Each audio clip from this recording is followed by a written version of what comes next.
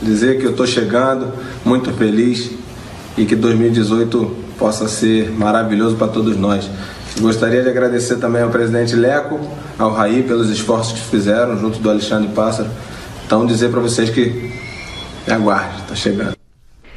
Muito bem, está chegando o Diego Souza. Aqui na nossa abertura eu trouxe uma informação. O Prato chegou ao Brasil para jogar no Galo em 2015. Se a gente pegar os gols do Diego Souza de 2015 para cá, ele fez 57 gols. O Prato fez 55 gols. O Diego Souza é meia atacante, o Prato é centroavante. Então é só para dar medida da importância também da chegada do Diego Souza do Sport para o São Paulo. Rodrigo, PVC. Bom, o Diego Souza já é um jogador que o São Paulo deseja há muito tempo. O São Paulo flerta com ele, em algumas oportunidades esteve perto de contratá-lo, não conseguiu. Ele está chegando num momento que é mais para repor peças, porque o São Paulo já perdeu o Hernanes e deve perder o Prato também. O Pascoal falou do time reserva, o Prato está jogando no segundo time reserva. Tem um time reserva, ele está abaixo ainda. Então o Prato já é também um jogador que o São Paulo admite negociar e é um bom valor que o São Paulo vai pegar. Tanto que o Diego Souza não vai ser o único reforço, aparentemente, de nome do São Paulo. O São Paulo espera até quarta-feira anunciar o Scarpa. Gustavo Scarpa com o Diego Souza. Então o São Paulo, se tiver... Mas de repente pode ter os dois, né? Não, exatamente o que eu tô falando. O São Paulo espera até quarta-feira definir o negócio com o Scarpa. O Scarpa, a gente sabe, o Fluminense pagou, quitou a dívida que devia para ele, aparentemente.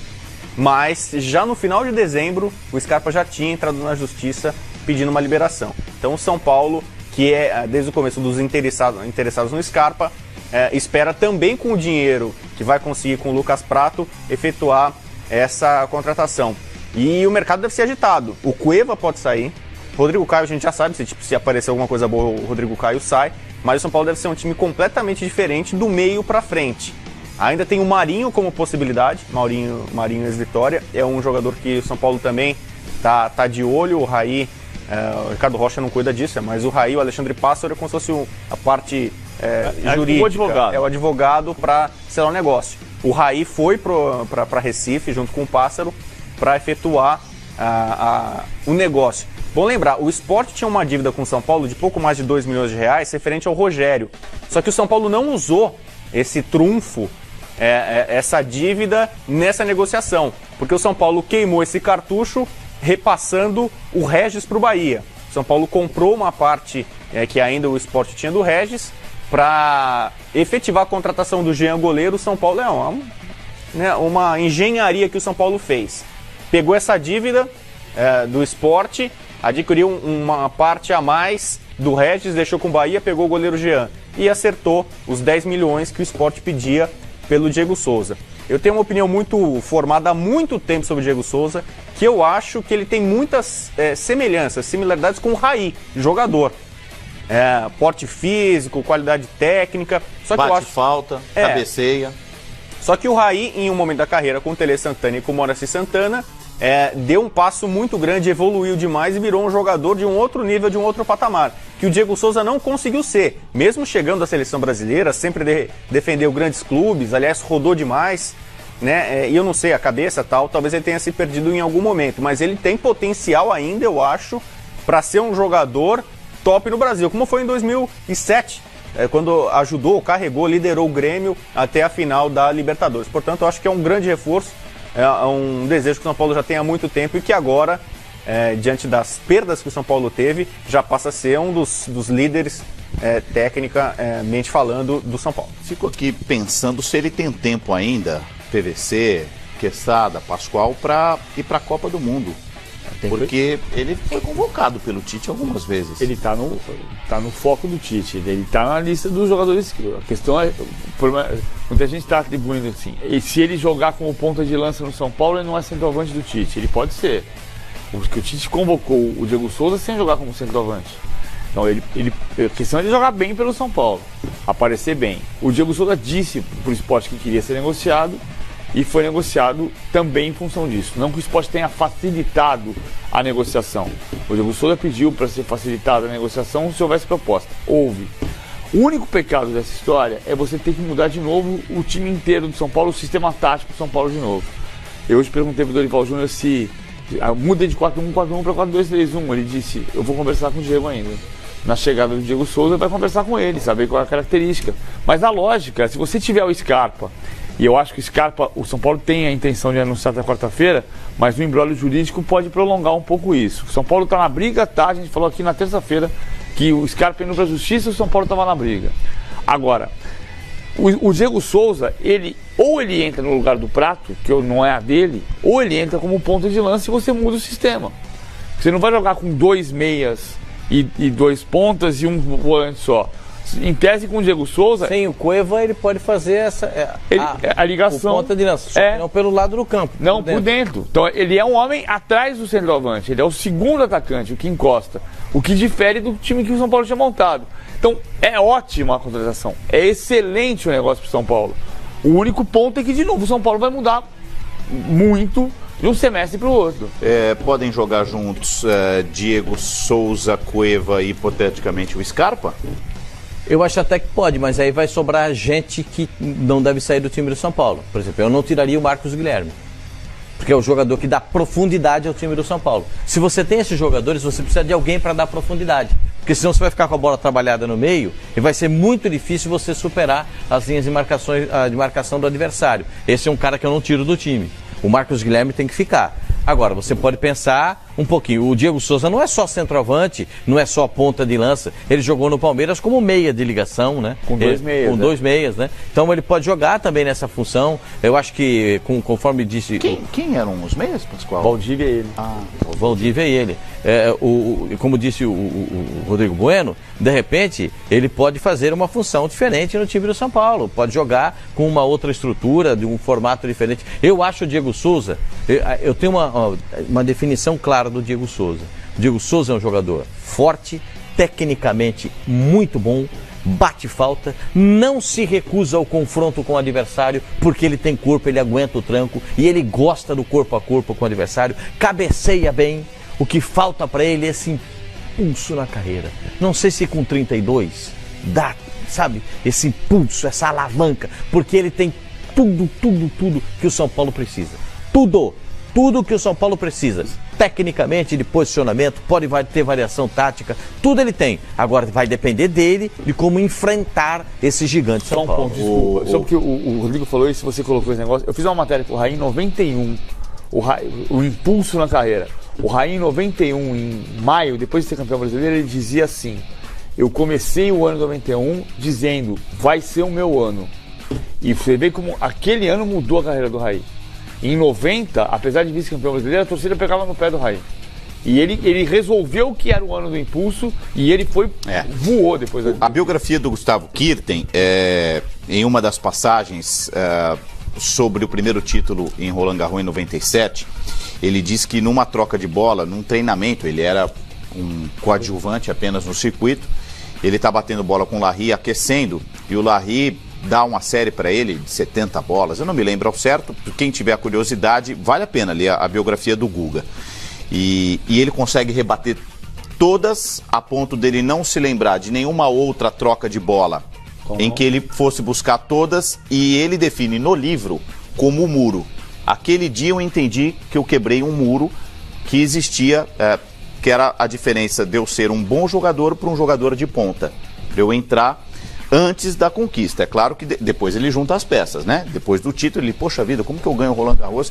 E naquela semana de treinamento ele entende, talvez seja um muro quebrado pelo Raí em 91, talvez seja um muro a ser quebrado pelo Diego Souza no São Paulo. Dá tempo para quebrar muro ainda aos 32, Quesada? Vou ser bem exagerado aqui, tá? Quando terminar esse processo de contratações para a temporada de 18, Diego Souza estará no top 5. Você vai pegar 5 melhores contratações dos clubes brasileiros, ele está dentro desse time das 5 melhores.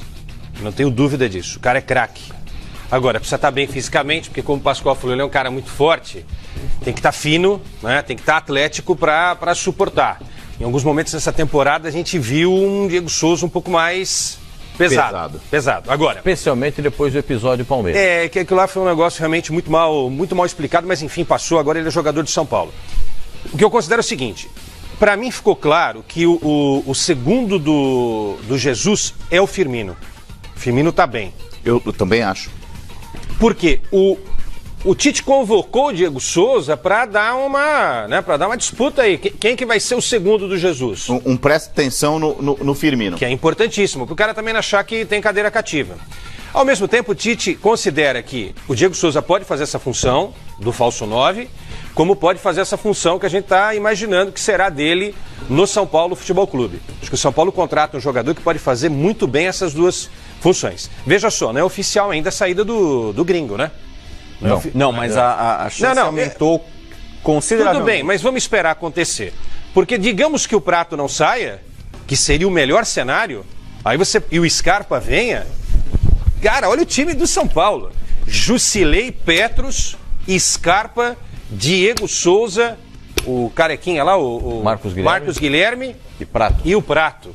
Ô, gente, tudo bem, perdeu o Hernanes, né? Hernanes infelizmente não dá, esse é um cara fora da curva.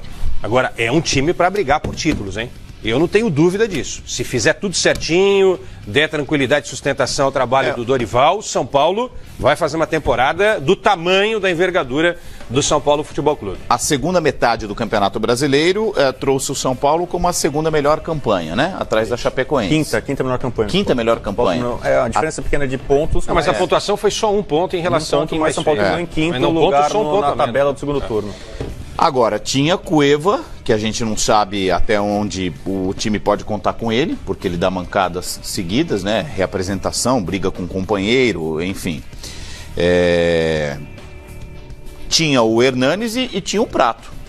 Já é um time bem diferente do time da segunda metade do Campeonato Brasileiro. É o que eu falei que é o grande pecado. O pecado só é você mudar o time a cada 6 meses.